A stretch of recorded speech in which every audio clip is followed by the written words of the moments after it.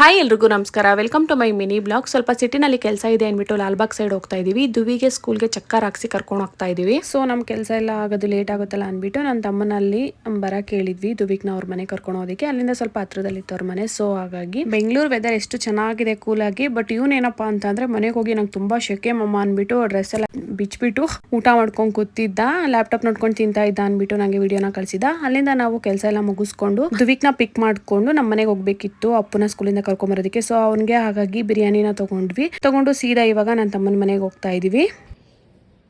ಎಲ್ಲಿ ಅವನು ಗೊತ್ತಿಲ್ಲ, ಕೆಳಗೋದ ದುವಿ ಎಲ್ಲಿ? ಹೌದಾ, ಕಳ್ಳ ಎಲ್ಲಿದ್ದಾನೆ ದುವಿ?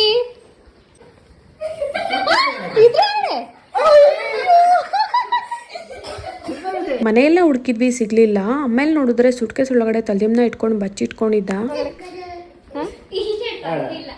ಮಾಮರು ಬರ್ತಾರ ಬಾ ನಮ್ಮ ಮನೆಗೆ ಸಂಜೆ. ನಾವು ಹೋಗನ್ ಬಾ ಬರ್ತಾರೆ. ಅವ್ರು ಊರಿಗೆ ಹೋಗಲ್ಲ ಬಾ, ನಮ್ಮ ಮನೆಗೆ ಬರ್ತಾರ ಬಾ, ಬೇಗ ಬಾ. स्कूटी में शाम को आएंगे हमारे घर. स्कूटी में जगह नहीं है ना, आओ. ಬೇಗ ಬಾ. ಅವನೇನು ಅನ್ಕೊಂಡಿದ್ದಾನೆ ಟೀ ಶರ್ಟ್ ತಗೊಂಬರಕ್ಕೆ ಹೋಗಿದ್ದಾರೆ ಅಂತ ಅನ್ಕೊಂಡಿದ್ದಾನೆ. ಅವನಿಗೆ ಮನೆಗೆ ಹಾಕೊಳ್ಳೋದಿಕ್ಕೆ ಅಲ್ಲೇ ಇರ್ತೀವಿ ಅನ್ಕೊಂಡು. ಬಟ್ ನಾವು ತರೋದಿಕ್ಕೇನು ಹೋಗಿರ್ಲಿಲ್ಲ. ಅವ್ನು ಯಾವ ರೀತಿ ಹೋಗಿ ಸುಟ್ಕೇಸ್ ಒಳಗಡೆ ಬಚ್ಚಿಟ್ಕೊಂಡಿದ್ದ ಅನ್ನೋದನ್ನ ನನ್ನ ತಮ್ಮ ವಿಡಿಯೋ ಮಾಡಿ ಕಳಿಸಿದ, ಅದನ್ನು ಕೂಡ ಆ್ಯಡ್ ಮಾಡಿದ್ದೀನಿ. Thank you.